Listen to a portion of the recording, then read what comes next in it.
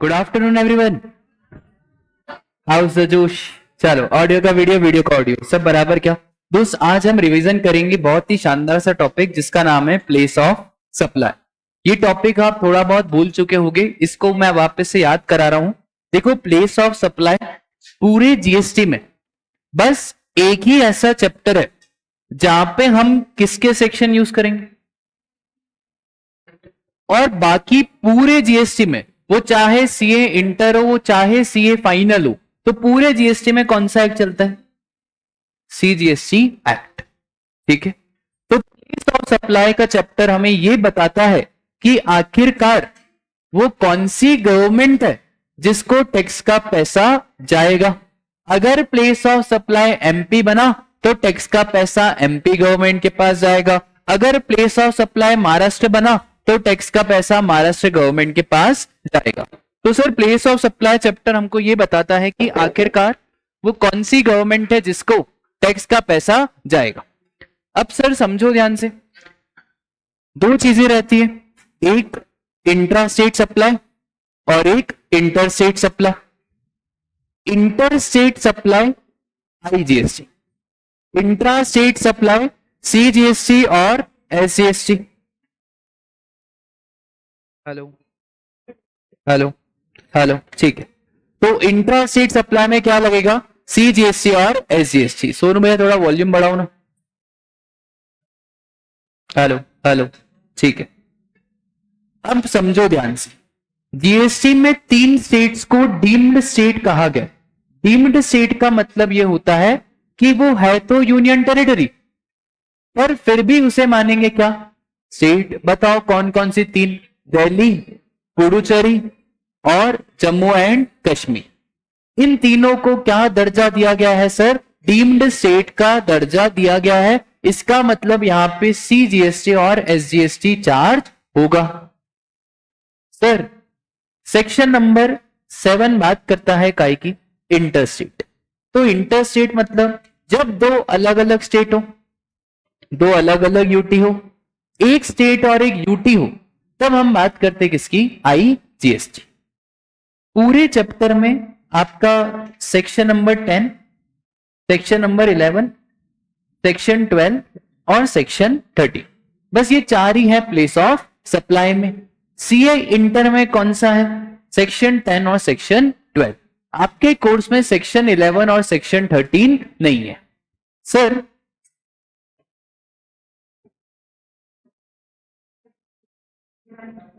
सबसे पहले हम बात कर लेते हैं टेरिटोरियल वाटर्स ऑफ इंडिया। सुनना ध्यान से।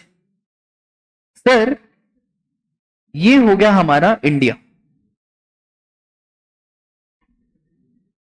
इस बेस लाइन से 12 नॉटिकल माइल्स, जिसको बोलते हैं हम क्या? TWI। TWI stands for territorial waters of India. अगर कोई भी सर्विसेज TWI से हो रही, या तो लोकेशन ऑफ सप्लायर इधर बैठा है या तो प्लेस ऑफ सप्लाई इधर, तो हमें यहां पे जो सबसे नजदीकी पॉइंट है, जो नियरेस्ट पॉइंट है टू दी बेस लाइन, उसको हमको पकड़ना पड़ेगा। उसी को मान लेंगे लॉस और उसी को मान लेंगे पॉस। दूर वाला पॉइंट नहीं देखना, जो सबसे नियरेस्ट पॉइंट है वो वाला पॉइंट हमको देखना। ठीक है। एक और चीज सर, सेक्शन नंबर 10 आखिरकार किसके बारे में? तो सेक्शन नंबर 10 गुड्स के बारे में। सेक्शन 10(1)(a) सिंपल सी बात कहता है कि सर, अगर मूवमेंट ऑफ गुड्स इन्वॉल्व है, अगर गुड्स का मूवमेंट इन्वॉल्व है, तो प्लेस ऑफ सप्लाई हमारा पता है क्या बनेगा? प्लेस ऑफ सप्लाई वो बन जाएगा जहां पे अल्टीमेटली गुड्स मूव करे for the consumption. For example, अगर गुड्स जा रहे हैं इंदौर से लेकर महाराष्ट्र, तो प्लेस ऑफ सप्लाई क्या बन जाएगा? महाराष्ट्र बन जाएगा।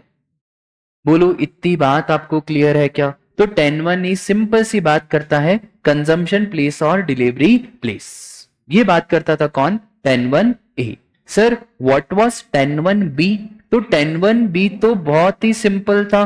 बोलो यार, 10(1)(b) क्या था? Build to ship to model. Sir ये bill to ship to model में आखिरकार कितने ट्रांजैक्शंस होते हैं? दो। फॉर एग्जाम्पल एक है यहां पे साहिल सर, यहां पे है छपरी, सपोज करो यहां पे है हार्दिक। सर दोनों में फर्क क्या है? अरे छोड़ो, तो सपोज करो यहां पे एक छपरी और एक यहां पे कौन है? हार्दिक। अब बिलिंग करी किसको? छपरी। शिपिंग किसको करी? ये मॉडल हो गया कौन सा? Bill to ship to model. Bill किसी और को, शिप किसी और को। वो ऐसा होता है ना, हम प्यार तो तुमसे करते हैं पर एज अ, है ना, तो बस बिलिंग किसी और को, शिपिंग किसी और को। तो समझो ध्यान से, यहां पे क्या लगेगा राजा? 10(1)(b) और यहां पे 10(1)(b) बोलता है जो बिल टू की लोकेशन है। सपोज करो साहिल सर एमपी में और ये महाराष्ट्र में और ये भी एमपी में, तो अल्टीमेटली गुड्स जा किधर रहे? एमपी। उससे कोई लेना देना नहीं है, सिर्फ लेना देना किससे? बिल। कहां पे बिलिंग हुई है? किसको सर? रेसिपेंट को। तो पहला ट्रांजैक्शन 10(1)(b) में बिलिंग कहां पे हुई है सर? महाराष्ट्र। क्योंकि बिलिंग महाराष्ट्र में हुई है, तो ये जो साहिल सर और छपरी के बीच ट्रांजैक्शन हुआ है, यहां पे प्लेस ऑफ सप्लाई क्या हो जाएगी? महाराष्ट्र। अच्छा, व्हाट इज लॉस? दो ही तो चीजें, एक है लॉस, एक है पॉस। लॉस मतलब लोकेशन ऑफ सप्लायर, पॉस मतलब प्लेस ऑफ सप्लाई। सर क्या चार्ज हो जाएगा? आईजीएसटी चार्ज हो जाएगा। पर सर एक बात बताओ, ये छपरी छोड़ेगा? ये किसी को नहीं छोड़ता है। ये हार्दिक को छोड़ेगा क्या? नहीं, ये एक और बिल बनाएगा किसके नाम का? हार्दिक के नाम का। अब सर हार्दिक को ही बिलिंग हुई है, हार्दिक को ही क्या हुई है? शिपिंग। अच्छा, यहां पे तो movement of the goods involve है, क्योंकि यहां पे movement of the goods involve है, तो यहां पे क्या लगेगा? और 10(1)(a) के हिसाब से सर लॉस तो है महाराष्ट्र, क्योंकि अब सप्लायर बन गया कौन? ये। और पॉस क्या है राजा मेरे? इधर भी क्या चार्ज होगा? ठीक है, तो 10(1)(b) में टोटल कितने ट्रांजैक्शन होते हैं? दो। एक तो 10(1)(b) वाला और दूसरा ट्रांजैक्शन होता है हमारा 10(1)(a) वाला। बोलो बात आपको क्लियर है क्या? ठीक है सर, 10(1)(a) खत्म, 10(1)(b) खत्म, फिर 10(1)(c) था कि where no movement of goods is involve, जहां पे गुड्स का मूवमेंट नहीं हो रहा है। फॉर एग्जाम्पल अगर मैंने इसका घर खरीदा, अब जब मैंने इसका घर खरीदा, दिल्ली में इसका घर है, अच्छा फर्नीचर भी कहां है? दिल्ली में। क्या गुड्स का मूवमेंट हुआ है? सर मेरा मूवमेंट हुआ है, गुड्स का मूवमेंट नहीं हुआ है। तो मैं उधर जा रहा हूं दिल्ली, सारी चीजें कहां है? दिल्ली। तो यहां पे डेस्टिनेशन क्या हो जाएगा? Location of the goods. तो where no movement of goods is involve, तो प्लेस ऑफ सप्लाई बन जाएगा जहां पे एक्चुअली गुड्स इन्वॉल्व है। इसमें आया है एक अमेंडमेंट, अमेंडमेंट है हमारा 10(1)(ca). तो सर ये 10(1)(ca) क्या बोलता है? देखो 10(1)(ca) is special section for unregistered person. 10(1)(ca) बस इतनी सी बात करता है कि सर अगर आपने कुछ भी माल अनरजिस्टर्ड पर्सन को बेचा, तो ये पता लगाना बहुत मुश्किल है कि आखिरकार अल्टीमेटली डिलीवरी कहां पे हो रही है। भाई बहुत बार लोग ओवर द काउंटर सेल में दिल्ली जाते हैं, दिल्ली में कार खरीदते हैं, बाइक खरीदते हैं। अब हमको ये तो पता ही नहीं ना कि गाड़ी वो दिल्ली में चलाएगा, कि गाड़ी वो एमपी में चलाएगा, कि गाड़ी वो महाराष्ट्र में चलाएगा।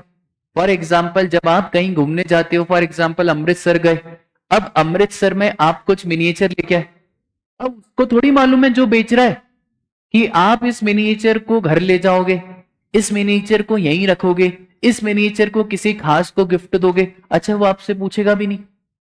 तो इनको कहा जाता है over the counter sale. Over the counter sale में अगर आपने अनरजिस्टर्ड पर्सन को बेचा, तो अगर पता है लोकेशन ऑफ, इफ अवेलेबल और location of supplier in other case. बोलो बात क्लियर है क्या? तो अगर पता है तो ले लो आप क्या, लोकेशन ऑफ रेसिपेंट, और नहीं पता है तो क्या ले लो आप, लोकेशन ऑफ सप्लायर। ये है हमारा क्या, 10(1)(c)(a।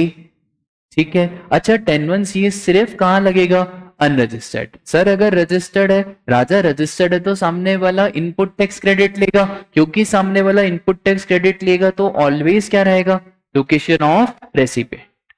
बोलो बात क्लियर है क्या? बस सर 10(1)(c) और 10(1)(c)(a भी खत्म। उसके बाद 10(1)(d) असेंबली और इंस्टॉलेशन की बात करता है। मैं गुड्स के असेंबली और इंस्टॉलेशन की बात कर रहा हूं, ये सर्विसेज नहीं है जहां पे गुड्स की असेंबलिंग भी हो रही है और इंस्टॉलेशन भी हो रहा है। Sir this is a case of composite supply, जहां पे क्या हो रही है, बंडलिंग हो रही है। तो मुझे एक बात बताओ, जैसे कि डिजिटल बोर्ड है, तो इस डिजिटल बोर्ड को लाया और साथ में असेंबली और इंस्टॉलेशन भी कराया, तो प्लेस ऑफ सप्लाई क्या बनेगा, सर जहां पे असेंबली और इंस्टॉलेशन हुई वो बन जाएगा मेरा क्या, प्लेस ऑफ सप्लाई। और लास्ट है हमारा चना चोर गरम, सेक्शन 10(1)(e). 10(1)(e) बोलता है कि जब भी आप ट्रेन में जा रहे हो, बस में जा रहे हो, कहीं भी जा रहे हो, तो वहां पे अक्सर क्या होता है ना, हम कुछ ना कुछ बीच में कंज्यूम करते हैं, कुछ ना कुछ हम बीच में ताला चाबी खरीदते हैं। तो सर ये पता लगाना तो बहुत मुश्किल है कि आखिरकार आपने कहां कंज्यूम करा। तो 10(1)(e) सिंपल सी बात करता है, where the goods are taken on board, जहां पे आपने गुड्स लिया। अब ये मैटर नहीं करता कि कहां पे आपने कंज्यूम करा। फॉर एग्जाम्पल अगर मेरी ट्रेन इंदौर से दिल्ली जा रही और अब मैंने कुरकुरे वाले भैया से इंदौर में कुरकुरे लिए, खाए मैंने जहां भी, उससे मैटर नहीं करता। इनफैक्ट अगर मैंने खाए भी नहीं तो भी कुछ मैटर नहीं करता। इस केस में सर आपने कुरकुरे लिए कहां पे, इंदौर, तो प्लेस ऑफ सप्लाई क्या हो जाएगी, इंदौर हो जाएगी। बोलो सेक्शन नंबर 10 गुड्स का क्लियर है क्या? बस हो गया। सर सेक्शन नंबर 11 इंपोर्ट की बात करता है, इंपोर्ट ऑफ गुड्स हमारे कोर्स में नहीं है। फिर है हमारा सेक्शन नंबर 12।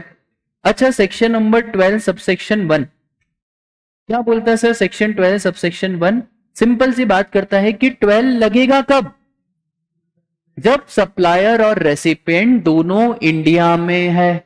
अगर एक भी बाहर है तो लगेगा सेक्शन नंबर 13। और सेक्शन नंबर 13 के लिए ज्वाइन करें सीए फाइनल की क्लासेस जो चल रही है 5 से 8। तो यार सुनो यार, सेक्शन नंबर 12 और सेक्शन नंबर 13। तो सेक्शन नंबर 12 क्या कहता है? 12 कहता है कब लगाना है, जब सप्लायर और रेसिपिएंट दोनों कहां हो, इंडिया। ठीक है। 12 सबसेक्शन 2 एक रेसिडरी सेक्शन जो ये बोलता है कि अगर 12 के कोई भी स्पेसिफिक सेक्शन नहीं लग पा रहे हैं तो हारे का हार हमारा खाटू श्याम है। कौन? Section 12 subsection 2। 12(2) बोलता है अगर कोई नहीं लग पा रहा है तो मैं आऊंगा। जैसे डायरेक्ट टैक्स में इनकम फ्रॉम अदर सोर्स बोलता है कि अगर कहीं पे भी इनकम नहीं आ रही है तो मेरे पास आ जाएगी। तो 12(2) यही बोलता है कि अगर कोई स्पेसिफिक सेक्शन नहीं बनाया तो किस में आ जाओ, 12 सबसेक्शन 2। और 12(2) वही बात, लोकेशन ऑफ रेसिपिएंट अगर पता है, अदरवाइज लोकेशन ऑफ सप्लाई। ठीक है सर। इसमें क्या क्या आएगा बेटा? चार्टेड अकाउंटेंट इन प्रैक्टिस की सर्विस, कोचिंग की सर्विस, ये सारी सर्विसेज कहां आने वाली है? 12 सबसेक्शन 2। ठीक है सर। अब स्पेसिफिक कौन कौन से? तो पहला है कौन सा? 12 सबसेक्शन 3। ये याद होना चाहिए 12 सबसेक्शन 3। कुछ स्पेसिफिक सबसेक्शन मैं कहूंगा वो याद रहने चाहिए। ठीक है। 10 तो आपको वैसे ही ध्यान हो गया, कोई दिक्कत की बात नहीं है। 12(3) बात करता है इमूवेबल प्रॉपर्टी की। इमूवेबल प्रॉपर्टी में हमने देखा कि जहां इमूवेबल प्रॉपर्टी लोकेटेड होगी वही बन जाएगा क्या? Place of supply. तो जहां इमूवेबल प्रॉपर्टी लोकेटेड है, बोट है, वेसल है और intended to be located. For example ये आर्किटेक्ट है और हम दोनों इंदौर में ही बैठे, ये डिजाइन बना रहा है मेरे मुंबई वाले घर की, हम दोनों बैठे किधर है? इंदौर। ये डिजाइन बना रहा है किसकी? मेरे मुंबई वाले घर की। तो प्लेस ऑफ सप्लाई इंदौर नहीं है, प्लेस ऑफ सप्लाई क्या है? मुंबई। क्योंकि डिजाइन कहां का बन रहा है, मुंबई, घर आगे जाके कहां बनेगा, मुंबई। बोलो बात क्लियर है क्या सर? यहाँ पे वेरी वेरी इंपॉर्टेंट, और वेरी इंपॉर्टेंट क्या था कि सर अगर आपका सप्लायर, रेसिपेंट और प्लेस ऑफ सप्लाई, अगर सप्लायर है एमपी का, रेसिपेंट है महाराष्ट्र का, और सर इमूवेबल प्रॉपर्टी आपकी लोकेटेड है सपोज करो दुबई में, अब तो सर लॉ मेकर खुद ही फंस गया, क्योंकि उसने तो बोला था लोकेशन ऑफ इमूवेबल प्रॉपर्टी, और यहां पे लोकेशन ऑफ इमूवेबल प्रॉपर्टी तो हो ही नहीं सकती। तो इस केस में हमने बोला लॉ किसका, हमारा। ज्यादा बोलोगे तो तुम्हें भी ईडी के चक्कर, अरे अरे अरे अरे ठीक है ठीक है, तो हमारा लॉ है तो हम इसको क्या कर सकते हैं, चेंज कर सकते हैं। तो हमने एक नीचे लाइन डाल दी कि अगर सप्लायर और रेसिपेंट दोनों ही इंडिया के हैं पर प्रॉपर्टी बाहर लोकेटेड है, तो उस केस में प्लेस ऑफ सप्लाई बन जाएगा रेसिपेंट की लोकेशन। बोलो माता रानी की जय। बोलो बात क्लियर है क्या, पक्का? अच्छा सर इसमें अलग अलग रूल्स भी थे, तो क्या आपको रूल्स ध्यान है क्या? चलो, कि किसी स्पेसिफिक इंसान ने मेरे को कहा था कि सर जब रिवीजन कराओ तो ऐसे देख देख के कराना, तो इसलिए मेरी आदत तो नहीं है पर मैं करा रहा हूं, ठीक है। तो एक रूल्स क्या है, तो सबसे पहला इंपॉर्टेंट रूल था हमारा lodging accommodation by hotel inn guest house. तो होटल इन गेस्ट हाउस में जब भी आप रह रहे हो तो उस केस में हमारा क्या रहता है, उस केस में सर जैसे फॉर एग्जांपल मैंने होटल बुक करा 2 दिन आगरा 2 दिन इंदौर, तो सर क्या रेशियो बन जाएगा आपका 2:2। तो 2:2 रेशियो बन जाएगा, तो किस में बांट देना आप 1:1, ठीक है। जितना जितना नाइट आप रुकोगे उसके हिसाब से आप बांट देना। फिर हमने देखा था कि सर एक गेट खोल रहे हैं तो एमपी और दूसरा गेट खोल रहे तो महाराष्ट्र, एक खोला तो शिवराज दूसरा खोला तो मोदी, तो सर एक है एमपी और एक है महाराष्ट्र, तो अब इस केस में क्या करें, तो आप बांट दो किसके हिसाब से, एरिया। और कभी आप अगर हाउस बोट वेसल इसमें ट्रैवल कर रहे हो तो हाउस बोट और वेसल के केस में जितना जितना टाइम आपको हाउस बोट घुमा रही है, जितना टाइम एमपी में जितना टाइम महाराष्ट्र में, तो टाइम के हिसाब से क्या कर देना, प्रपोर्शनेट कर देना। एक और चीज, रूल्स तभी लगते हैं जब एग्रीमेंट ना हो। अगर एग्रीमेंट है और एग्रीमेंट में सब भाव लिखा हुआ है कि 2 लाख आगरा के ले रहे हैं 2 लाख एमपी के ले रहे हैं, तो फिर रूल्स लगाने की कोई भी आवश्यकता नहीं है। रूल्स बिल्कुल आखिरी में लगते हैं। अगर आपका एग्रीमेंट और एग्रीमेंट में सब स्पेसिफाइड है तो क्या रूल्स लगेंगे या एग्रीमेंट के हिसाब से चलेंगे, एग्रीमेंट के हिसाब से चलेंगे। बोलो बात क्लियर है क्या? तो बस यही बात रहती है हमारी इमूवेबल प्रॉपर्टी में। अब इसमें एक बहुत सिंपल सा सर्कुलर आया। सर्कुलर क्या है सर? सर्कुलर है हमारा एडवर्टाइजमेंट सेक्टर को लेके। एडवर्टाइजमेंट सेक्टर में 2 बातें होती है। एक बात तो ये होती है कि आपने पूरी की पूरी स्पेस ही खरीद ली। क्या खरीद ली आपने? अब जैसे आपने पूरा स्पेस ही खरीद लिया, अब आपके हिसाब से आपको जो एडवर्टाइजमेंट चलाना है चला देना। यहां पे इस केस में सर सेक्शन नंबर 12 सबसेक्शन 3 लग जाएगा, that is where the immovable property is located. Exam में वर्ड ध्यान रखेंगे कौन सा सर? हम वर्ड ध्यान रखेंगे सेल ऑफ स्पेस और right to use the space. तो यहां पे हमने सामने वाले की क्या खरीद ली, जगह ही खरीद ली, स्पेस ही खरीद ली। बोलो बात क्लियर है? पर सर कभी ऐसा भी हो सकता है कि मेरे को जगह नहीं खरीदनी है, मैंने बोला मुझे तो सिर्फ क्या चाहिए, एडवर्टाइजमेंट की सर्विसेज चाहिए। अब मैं सिर्फ एडवर्टाइजमेंट की सर्विसेज ले रहा हूं, जगह मेरी नहीं है। कुछ टाइम के लिए 1 दिन 2 दिन इनफैक्ट कुछ आवर्स के लिए मैं एडवर्टाइजमेंट कर रहा हूं, उसके बाद तो वो जिसकी और को एडवर्टाइजमेंट करानी होगी तो वो कराएगा। क्या इस केस में मैंने जगह खरीदी? नहीं। तो इस केस में सर हमारा लग जाएगा क्या, सेक्शन 12 सबसेक्शन 2। बोलो बात आपको क्लियर है क्या सर? उसके बाद हमने देखा था individual related services. Individual related services का मतलब होता है कि सर परफॉर्मेंस बेस्ड सर्विसेज, बोलो रेस्टोरेंट हो गया, ग्रूमिंग हो गया, जहां पे आपके ऊपर कुछ ना कुछ ट्रीटमेंट करा जा रहा है। भाई साहब ने बाल कटवाए, भाई साहब ने मेकअप कराया, मैडम आपने फेशियल कराया, जो भी कराया। जावेद हबीब के यहाँ पे जाके अगर मैडम आप फेशियल करा रहे हो और जावेद हबीब मुंबई में, तो प्लेस ऑफ सप्लाई क्या बन जाएगा? मुंबई। पर बेटा आप तो विधायक की बेटी हो, आपने जावेद हबीब को यहां बुलाया, बोले अपन वहां पे नहीं जाएंगे, आप इधर आओ। अब जावेद हबीब आपके इंदौर में आपका क्या कर रहा है? मेकअप कर रहा है, तो अब प्लेस ऑफ सप्लाई बन जाएगा क्या? इंदौर। तो जहां पे परफॉर्मेंस हो रहा है, actual place of performance. Sir यहाँ पे personal grooming, beauty, cosmetic, plastic, fitness, health care सब आ जाएगा। सर प्लास्टिक सर्जरी तो एग्जेम्प्ट होती है। अरे राजा, plastic surgery for cure exempt होती है, और प्लास्टिक सर्जरी अगर शौक के लिए कराई तो वो होती है क्या? टैक्सेबल। आई बात समझ में? फिर sir training and performance appraisal, ठीक है। ट्रेनिंग एंड परफॉर्मेंस अप्रेजल का पहले मतलब समझो। फॉर एग्जाम्पल पेस में बहुत सारे स्टाफ है, आईटी वाले स्टाफ है, उनको काम धंधा कुछ आ नहीं रहा है ढंग से, तो प्रेरक सर ने सोचा क्यों ना इनको ट्रेनिंग दी जाए। तो इन्फोसिस से लोग आए। कहां से लोग आए? इन्फोसिस। ठीक आईटी वालों को सिखाने कि कैसे साउंड सही करते हैं, कैसे सर का प्रेजेंस लाते हैं, कैसे ऑनलाइन वाले बच्चों को दिक्कत नहीं आनी चाहिए। ये सब कौन आया? ठीक डायरेक्ट इन्फोसिस। सुंदर पिचाई नहीं आएगा, ठीक है। तो डायरेक्ट इन्फोसिस से प्रेरक सर ने बुलाया, आओ भाई आओ। अब मुझे एक बात बताओ, क्या पेस रजिस्टर्ड है? हाँ। तो ये तो सर्विसेज कौन सी हुई? B2B। यहां पे सप्लायर कौन? इन्फोसिस। रेसिपेंट कौन? पेस। क्या पेस आईटीसी लेगा? हाँ सर, प्रेरक सर तो कुछ भी खरीदते पहले बोलते हैं बिल लाओ। तो सर क्या पेस आईटीसी लेगा? 100% पेस क्या लेगा? आईटीसी। तो इस केस में जो लोकेशन है पेस की, लोकेशन ऑफ रेसिपिएंट, वही बन जाएगा मेरा क्या? Place of supply. ये हो गई कौन सी एक्टिविटी? ट्रेनिंग। एक और होता है परफॉर्मेंस अप्रेजल। अगर प्रेरक सर परफॉर्मेंस अप्रेज करेंगे तो बायसनेस आ जाएगी।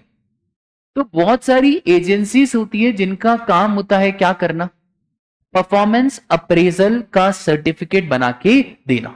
तो प्रेरक सर ने किसी दूसरी एजेंसी को हायर करा। अब दूसरी एजेंसी का काम पता है क्या है? यहां के एम्प्लॉय का परफॉर्मेंस देखना।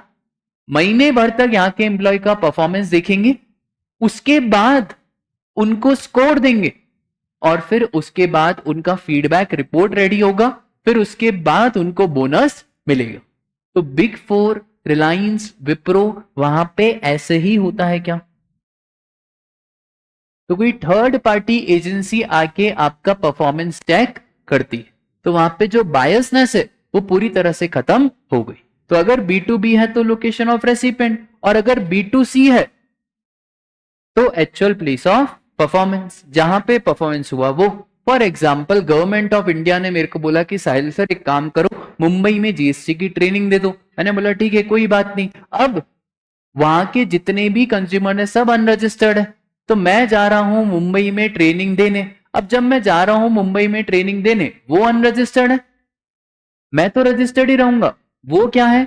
अनरजिस्टर्ड। तो ट्रेनिंग हो कहां पे रही है? मुंबई। तो प्लेस ऑफ सप्लाई क्या बन जाएगा? मुंबई। बोलो चीजें याद है? उसके बाद इवेंट लिंक्ड सर्विसेज। अब देखो ध्यान से, अपन जहां भी जाते हैं मुझे आप ही की याद आती है। उस दिन मैं गया था सनम के शो में। सनम मालूम है आपको, है ना? तो बहुत बढ़िया है। पर मजे की बात ये हुई कि आखिरी के उसने 2 गाने बजाए और शो हो गया खत्म। ठीक है, हम पहुंचे ही लेट। तो सनम का शो था। अब बेटा एक बात बताओ, सनम के शो में क्या क्या बातें होती है पूरा समझना। एक तो होगा इवेंट एडमिशन सर्विसेज। अच्छा, मैं अब यहाँ पे एग्जाम्शन का पॉइंट भी लिंक कर दूं, क्योंकि आपने एग्जाम्शन भी पढ़ा हुआ है। ऐसा लिंकेज करके पढ़ोगे ना तो मजा ही आ जाएगा। तो इवेंट एडमिशन में हमने देखा था कि सर म्यूजिक हो, डांस हो, थिएटर हो, प्लानेटोरियम हो, वहां पे कंसिडरेशन अगर 500 रुपए तक है तो एग्जाम, पर अगर 500 से ज्यादा है तो टैक्सेबल। सर झूठ मत बोलना, कितनी टिकट थी? बेटा तुमसे काहे का झूठ बोलना, टिकट थी कितनी? 1000। और एक मजे की बात बताऊं, बताऊं कि नहीं बताऊं? हम दोस्त पता है क्या करते हैं, आवारागर्दी नहीं। हमको अब आजकल हमको बहुत एक्सपीरियंस हो गया इवेंट का, ठीक है। जितने भी इंदौर में इवेंट होते हैं, एक तो हमारी थोड़ी बहुत सेटिंग रहती है, जो इवेंट ऑर्गेनाइजर रहता है उससे हमारी सेटिंग रहती है। जितने भी इंदौर में जितने इवेंट होते हैं, सबसे पहले हमारे पास आते हैं कि भैया इवेंट हो रहा है, साहिल सर बुक करना है कि नहीं, पहले वो हमसे पूछते हैं, फिर हम बताते हैं रुक बता रहे। तो अब आजकल हमने मस्त जुगाड़ निकाला है, 1000 रुपए पास। अब मेरे दोस्त ने टिकट करी 2 जनों की, और हम थे 5 जने। मैंने बोला भाई तूने टिकट तो 2 की करी है। बोले अपना हो जाएगा, टेंशन मत ले। टिकट ली कितने की? 2, और वो भी वीआईपी टिकट। वीआईपी टिकट थोड़ी महंगी थी। अब हमने क्या करा, वहां पे रहता है एक, क्या बोलते हैं उसको, बैंड। अब हम क्या करते हैं, बैंड को पहनते नहीं है, बैंड को चिपका दिया तो उतरेगा नहीं, बैंड को अटकाते हैं वॉच के अंदर। बैंड को कहाँ अटकाया? वॉच के अंदर। अब ये बैंड पहना, पहले हम 2 जने एंट्री करेंगे, मेरा दोस्त और मैं। फिर वो क्या करेगा, अपना बैंड भी उतारेगा और बोलेगा साहिल ला तेरा भी बैंड। अब वहां पे बहुत रश होती है, अब दोनों बैंड कहाँ गए? बाहर। फिर वापस से वो 2 बैंड पहन के आए अंदर।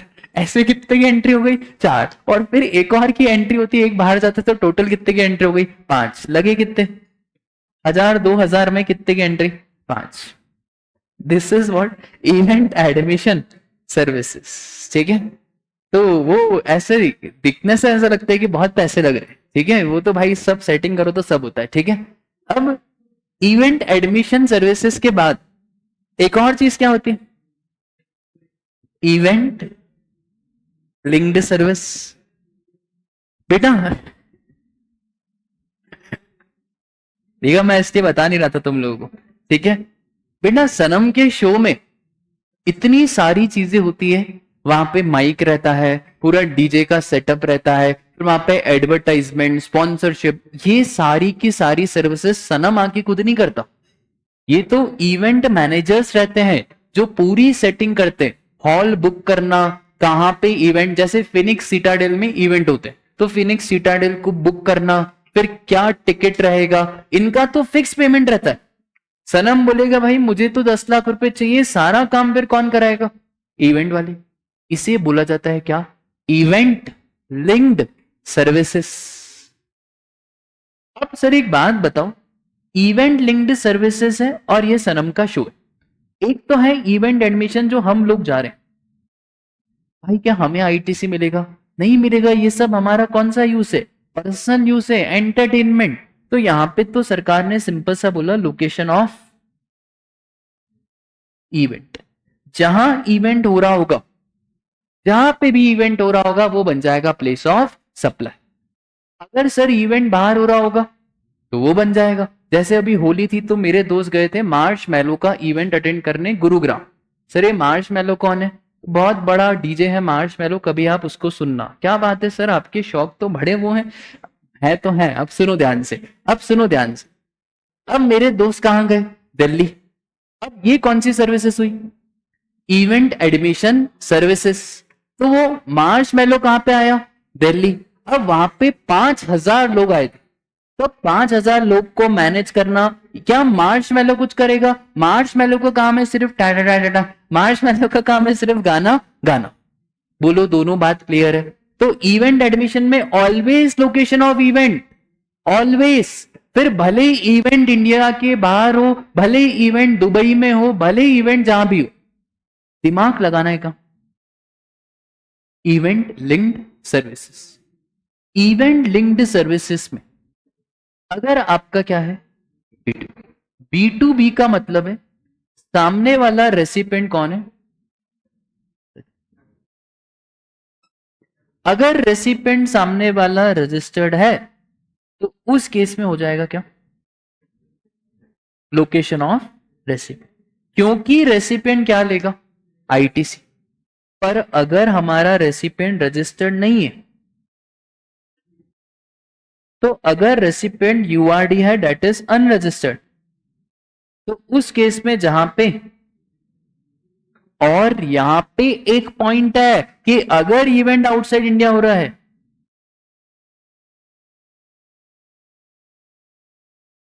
तो फिर लोकेशन ऑफ,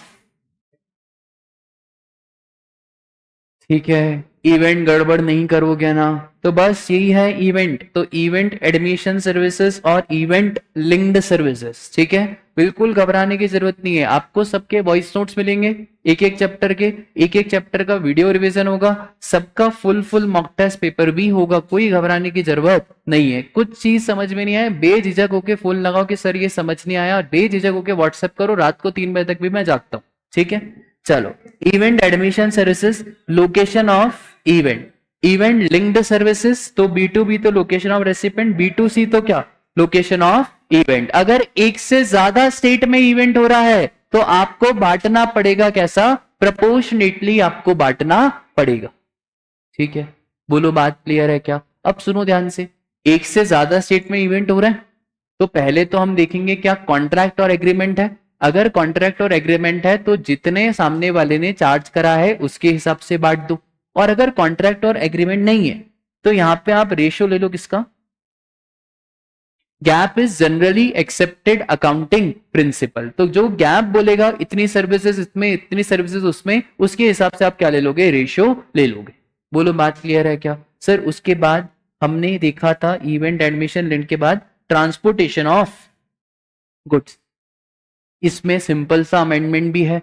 अगर आप गुड्स ट्रांसपोर्टेशन की सर्विसेज ले रहे हो, B2B है, लोकेशन ऑफ रेसिपेंट, B2C है तो जहां पे आपने गुड्स हैंड ओवर करे, ये मैटर नहीं करता कि गुड्स जहां कहां पे रहे हैं, destination doesn't matters. For example ये है ट्रांसपोर्ट वाले भैया, ये जा रहे हैं मेरा कुछ इंपॉर्टेंट सामान देने मुंबई, किसी को देने जा रहे हैं इंपॉर्टेंट सामान, कहां, मुंबई। भाई मैंने तुम्हें सामान कहां पे दिया, इंदौर में, तो यहां पे प्लेस ऑफ सप्लाई क्या बन जाएगा सर, इंदौर। सर अगर वो दुबई रहती है, अभी सामान कहां जा रहा है, दुबई, पर फिर भी मैंने तुम्हें कहां सामान दिया, इंदौर। फिर सामान चाहे स्वर्ग जावे, सामान चाहे नर्क जावे, मैंने कहां सामान दिया, इंदौर, तो प्लेस ऑफ सप्लाई बन जाएगा क्या, इंदौर। बोलो बात क्लियर है। तो ट्रांसपोर्टेशन ऑफ गुड्स में B2B है तो लोकेशन ऑफ रेसिपेंट, B2C है तो लोडिंग प्लेस जहां पे आपने सामान दिया। ट्रांसपोर्टेशन ऑफ पैसेंजर, सर ध्यान से सुनना, अगर B2B है तो कोई दिमाग नहीं लगाना, that is what, location of recipient. अगर B2C है तो B2C में है हमारा जहां से पैसेंजर चढ़ा। अब एक कॉन्सेप्ट ध्यान रखना कंटिन्यूअस जर्नी का। कल ही मैं मेरे भाई की जयपुर की फ्लाइट की टिकट बुक कर रहा था। अब जैसे ही मैं फ्लाइट की टिकट बुक कर रहा था, अपने को तो हर जगह दिखता ही क्या है, जीएसटी। तो मेरे भाई बेचारा पहली बार फ्लाइट जा रहा था, तो उसने बोला साहिल ये समझ नहीं आ रहा ले ओवर क्या होता है। मतलब बच्चों को भी समझ में नहीं आता ये आखिरकार ले ओवर क्या होता है। ले ओवर का मतलब फिर मैंने उसको समझाया, देख बेटा ले ओवर मतलब यहाँ पे फ्लाइट रुकेगी। तो उसकी एक फ्लाइट थी 5 घंटे की और एक फ्लाइट थी 1.5 घंटे की। 1.5 घंटे वाली फ्लाइट थी नॉन स्टॉप इंदौर से जयपुर। अब ये जो 5 घंटे वाली फ्लाइट थी ना, अब समझना क्या था। सबसे पहले इंदौर से फ्लाइट जा रही है मुंबई, मुंबई इंदौर से फ्लाइट पहुंचा देगी कितने में, 1 घंटे। मुंबई में फ्लाइट का हॉल्ट है कितना, 3। हॉल्ट बोलो ले ओवर बोलो, बात एक ही है। उसके बाद मुंबई से फ्लाइट जाएगी कहां। अब सर एक बात बताओ, कितनी फ्लाइट मांगे, 1 कि 2। सर बात है कंटिन्यूअस जर्नी की।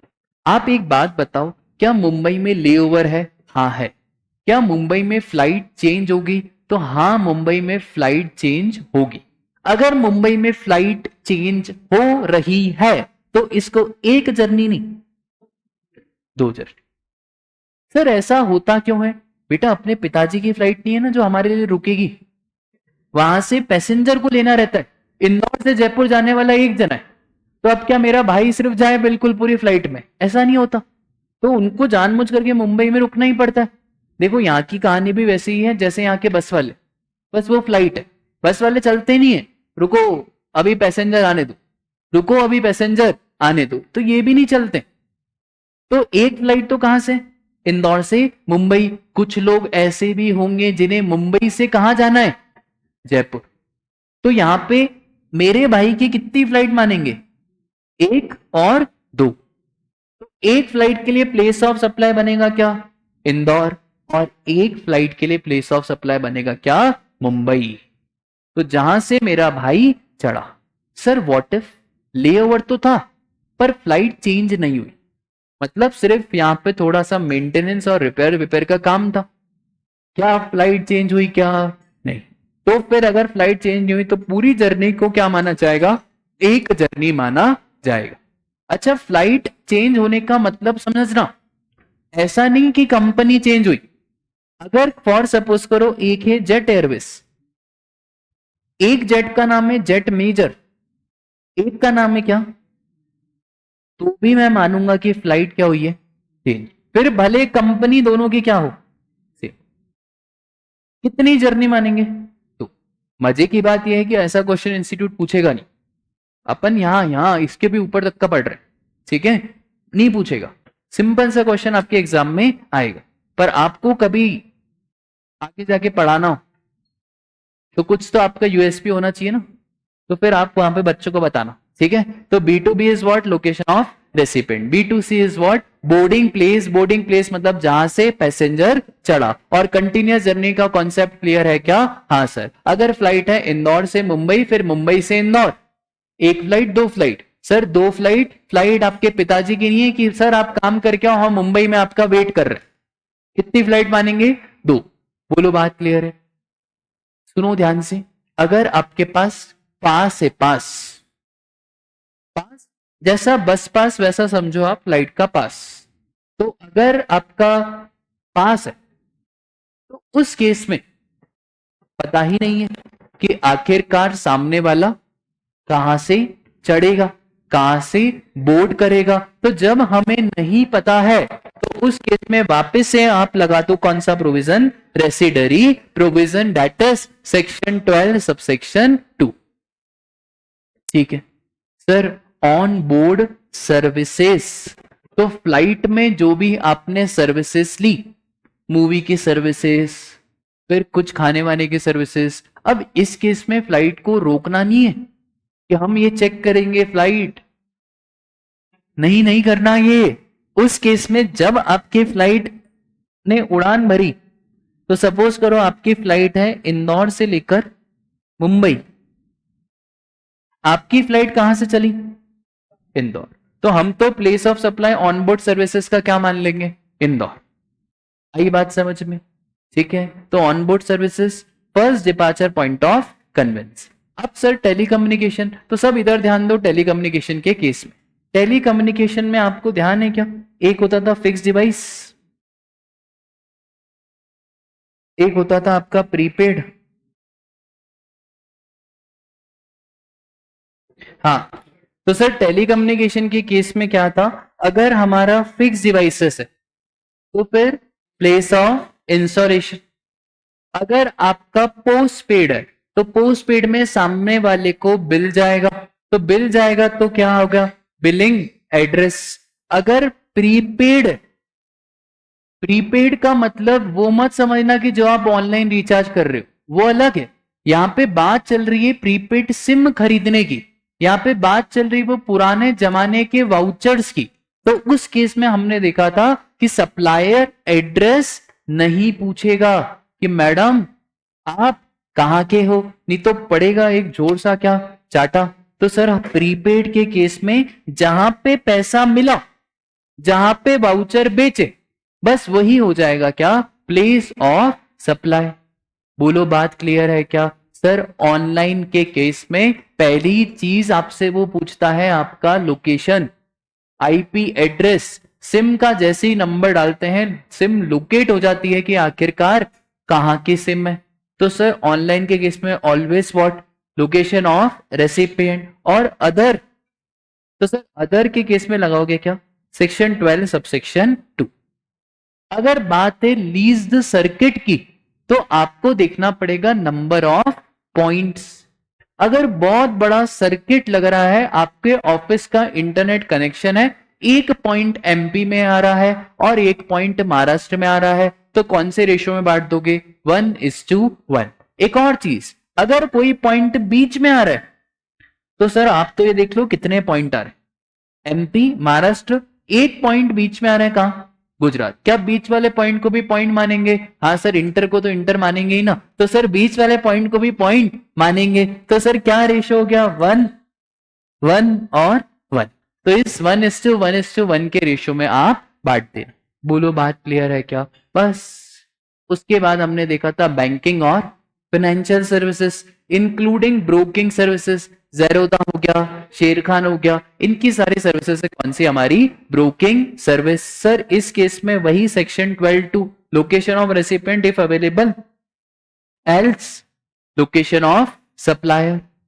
उसके बाद सर हमने, बोल बेटा, बैंकिंग और फाइनेंशियल लीज सर्किट में नंबर ऑफ पॉइंट के हिसाब से बांट देंगे। नंबर ऑफ पॉइंट्स का मतलब क्या होता है, जैसे लीज सर्किट की वायर बिछेगी तो वहां पे पॉइंट्स लगाने पड़ते हैं, और नेटवर्क कनेक्शन क्या लगाने पड़ते हैं वहां पे, पॉइंट्स। तो अब एक पॉइंट आ रहा है राजा एमपी में, एक पॉइंट आ रहा है किधर, महाराष्ट्र में, और एक पॉइंट बीच में आ रहा है किधर, गुजरात। तो तीनों गवर्नमेंट को टैक्स का पैसा बटेगा, कौन से रेशियो में बटेगा, 1:1:1। सपोज करो 2 पॉइंट एमपी में आए तो, और एक गुजरात में और एक महाराष्ट्र, तो फिर 2:1:1। बोलो बात क्लियर है क्या? चलो, तो फिर सर बैंकिंग कंपनी के केस में क्या था, location of recipient otherwise location of supply. फिर वेरी इंपॉर्टेंट इंश्योरेंस, इंश्योरेंस के केस में याद हो आपको तो हमने यहाँ पे एक डमी पीस बुलाया था और उस डमी पीस से पूछा था नाम क्या है, एड्रेस क्या है। तो इंश्योरेंस के केस में अगर B2B है तो भी लोकेशन ऑफ रेसिपेंट, और अगर B2C है तो भी लोकेशन ऑफ रेसिपेंट, क्योंकि इंश्योरेंस के केस में पता इज वेरी वेरी इंपॉर्टेंट। और sir advertisement services to government proportionately बांट देना, ठीक है सर। प्रपोर्शनेट कैसे करेंगे, जैसा जैसा क्वेश्चन बोलेगा तो वैसा वैसा क्वेश्चन के हिसाब से प्रपोर्शनेट करते जाएंगे, इसके रूल ध्यान में नहीं रखेंगे। बोलो बात आपको क्लियर है? बस हो गया आपका चैप्टर। क्या था इसमें, कुछ था ही नहीं इसमें, ठीक है। हो गया आपका कौन सा चैप्टर, प्लेस ऑफ सप्लाई। रुक जाओ बेटा, रुक जाओ, रुक जाओ, एक आ जाओ, चलो एग्जामिशन को भी 5 मिनट रिवाइज कर लेते।